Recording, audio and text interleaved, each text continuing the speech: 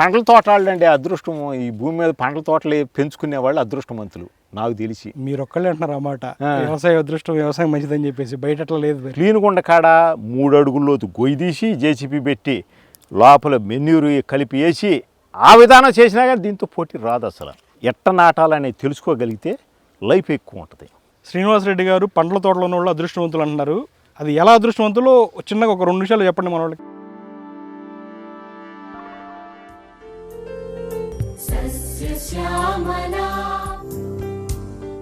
ఏసే ఈసార్లు కూడా అనేసి ఇక్కడ జనుము ఉంది, జొన్న ఉంది, అలసందలు ఉన్నాయి. అలసందలు అయితే అసలు ఒకటి బీన్స్ ఉన్నట్టు, కందులు, రాగులు, పిల్లిమెసర, పెసర అవన్నీ చచ్చిపోయినాయి.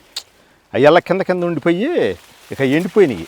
అలసందలు అయితే అసలు ఇగోండి ఎండిపోయినాయి అండి. ఎండిపోయినాయి ఏంటి? ఈ పిల్లిమెసరలో మినువులు. ఇగో ఇది మిరమక్క, ఇది వయసు అయిపోయి ఎండిపోయింది కింద. అంటే కొన్ని రకాల పైకి వచ్చిన తర్వాత కింద వెళ్ళా ఇక ఆటోమేటిక్ ఎండిపోతుంది. ఇప్పుడు దీంట్లో 31 రకం చల్లాం. 31 రకం మొలిచినప్పుడు ఉంటాయి. 15 రోజులు పోయి తలకి 4-3 రకాలు పోతాయి. మిగతా చివరికి వచ్చేసరికి 5-6 రకాలు మిగులుతాయి. ఇక మిగిలినవన్నీ ఎండిపోతాయి. ఈ జొన్న ఎక్కువ రోజులు ఉంటుంది. జొన్న ఒకటి, కంది ఒకటి, అలసంద, ఈ 3 ఎక్కువ రోజులు. అయితే మీరు చెప్పిన దాని ప్రకారం ఇక్కడ ఏదైతే కుళ్ళిపోతుందో, ఈ కుళ్ళిపోయిన దాంట్లో ఆర్గానిక్ కార్బన్ని డెవలప్ చేయడం కోసం జీవామృతం ఏదైతే బెల్లం వేస్తున్నామో ఆ బెల్లంని ఈ జొన్న, ఈ చొప్ప ఇవన్నీ రీప్లేస్ చేస్తాయి. అంతే, అదే చిన్నగా దానిలో ఉన్న రసాలు, తీపిగా ఉన్న రసాలు వెళ్ళిపోయి తీపండి. ఇప్పుడు ఈ దీంట్లో మామూలుగా చెరుకులు అయితే 10% ఉంటుంది అనుకో, దీంట్లో కూడా 3-4 ఉంటుంది. మనకు తెలియదు కానీ తీగానే ఉంటుంది. అదే ఒక 100 కేజీలు ఎడేసాం అనుకో, 2 కేజీలన్నా ఉంటుంది బెల్లం. అంతేగా. అది సహజంగా బ్యాక్టీరియా పెరగడానికి, బ్యాక్టీరియా బాగా డెవలప్ అవడానికి ఇది కారణం. బెల్లం కొనుక్కొచ్చే పని లేదు, శనగపిండి కొనుక్కొచ్చే పని లేదు. అసలు మామూలుగా ఆవు పేడలో ఉన్న బ్యాక్టీరియాలు అన్ని భూమిలో ఉంటాయి కదా, పర్సెంటేజ్ తక్కువ. అదేలేండి, పిండి పదార్థాలు సంబంధించినవన్నీ ఇక్కడే ఉన్నాయి. భూములు ఇక్కడే ఎండిపోతున్నాయి, పెసలు ఇక్కడే ఎండిపోతున్నాయి, బెల్లం ఇక్కడే ఉంటుంది. అన్ని బ్యాక్టీరియాలు ఉంటాయండి. డెవలప్ కోసమే చెయ్యాలి మనం. ఊళ్ళు చేసిన వాళ్ళు చేసేది. వాళ్ళు చేసిన విధానం ఏమవుతుందంటే, దాన్ని వేసినప్పుడు చాలా వేయగలుగుతున్నారు. ఉండ బ్యాక్టీరియాని కౌంట్ పెంచి భూమి మీద వేస్తున్నారు. ఏం కానీ ఇక్కడ ఏమీ లేకపోతే చచ్చిపోతుంది. ఫలితం రావట్లా. వాళ్ళు చేయటం చేస్తున్నారు. చేసే ఉద్దేశం మంచిదే, కానీ అంత అవసరం లేదు. అది ఇక్కడికొస్తే బతకాలంటే తుక్కు ఉండాలి. మీరు జీవామృతం పోయింది తప్పేం కాదు. అది ఇదే మీద పోయాలి, ఓన్లీ తుక్కు మీదే పోయాలి. డైరెక్ట్ భూమి మీద అనేది అసలు జీవామృతం పోతే ఏమి పని చేయదు. శాంతం వేస్ట్, శ్రమ ఒక్కటే ఉంటుంది అంతే. పీచు పదార్థం ఏదో పెట్టుకునేటట్టు తుక్కు మీద పోతే వాళ్ళు చేసిన దానికి ఫలితం ఉంటుంది. ఓకే, అది ఇప్పుడు నెక్స్ట్ ఇయర్లో మనం ఈ చక్కెరకి వెళ్ళి ఎలా వచ్చిందో చూపిస్తాం. అంటే ఈ పచ్చి రొట్టె దున్నకుండా వదిలేస్తే ఏమవుతుంది, అలాగే తుక్కు వేసిన సాల్లో ఉన్న మొక్కలు ఎలా ఉంది, వేయకుండా ఖాళీగా పెట్టిన దాంట్లో ఎలా ఉంది అసలు చూపించాం. ఇది పెంచి పండ్ల తోటలండి అదృష్టం. ఈ భూమి మీద పండ్ల తోటలు పెంచుకునే వాళ్ళు అదృష్టవంతులు నాకు తెలిసి. మీరు ఒక్కళ్ళే అంటున్నారు అన్నమాట, వ్యవసాయ అదృష్టం, వ్యవసాయం మంచిదని చెప్పేసి. బయట అట్లా లేదు. మరి కాదండి, మీరు అడిగే పాయింట్ కరెక్టే కాదని నేను అన్నా. అసలు ఒక్క మొక్క పెంచి చూడమనండి. 2 పండ్ల మొక్కలు కొనుక్కొచ్చి 4 నెలలే, ఇది 3 నెలలు పెంచి కోసి ఆడేసిన తర్వాత 1 నెల ఉన్న తర్వాత ఆ మొక్క పెట్టమనండి. అప్పుడు దాకా నీట్గా తయారు చేసి అక్కడ ఒక మొక్క పెట్టమనండి. పెట్టినాక 4 నెలల్లో వాళ్ళకే అర్థమైద్ది. శ్రీనివాసరెడ్డి గారు పండ్ల తోటలో ఉన్న వాళ్ళు అదృష్టవంతులు అంటున్నారు. అది ఎలా అదృష్టవంతులు చిన్నగా ఒక 2 నిమిషాలు చెప్పండి మన వాళ్ళకి. ఇప్పుడు ఏం లేదండి, మనం పండ్ల తోట వేద్దాం అనుకున్నాం.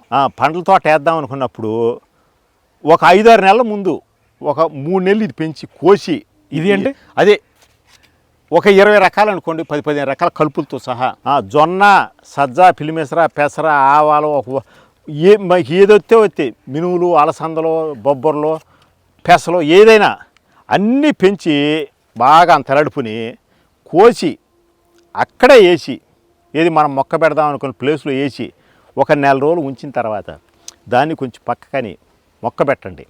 అదే రోజు అప్పుడు దాకా క్లీన్గా ఉంచిన భూమి మీద ఒక మొక్క పెట్టండి. 2-6 నెలలు చూడండి, గ్రోత్ అర్థమైద్ది.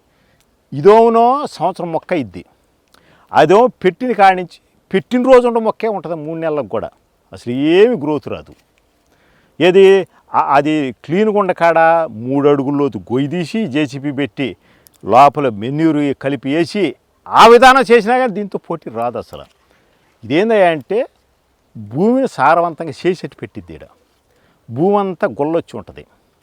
అసలు ఎప్పుడైతే ఈ ఆకులు అలమలు భూమి మీద కప్పి పెట్టి ఉంచామో అక్కడ భూమి ఆటోమేటిక్గానే బాగుపడి రెడీలో ఉంటుంది. మనం ఆడ ఎంత తయారు చేసినా కానీ అది ఇట్లా రెడీ కాదు. అసలు పండ్ల తోట వెళ్ళాలనుకున్నప్పుడు పండ్ల తోట అంటే ఏంది 20-30 సంవత్సరాల వయసు మనం పెంచుకోవాల్సిన తోట. దానికోసం ఏంటంటే ముందు ఒక 6 నెలలు ముందు మనం ఇలాంటి 10 మొక్కలు వేసుకుని అయ్యో ఒక 5 ప్రయోగం చూసుకుంటే అసలు ఏ విధానం చేయొచ్చు అనేది మనకు అర్థమైద్ది. 1 సంవత్సరంతో తీసేసే పంటలు అయితే వాళ్ళు ఎట్ట చేసానా 2 ఏళ్ళు మార్చుకోవచ్చులే, మనం ఆ విధానం పాటించాలనుకోవచ్చు.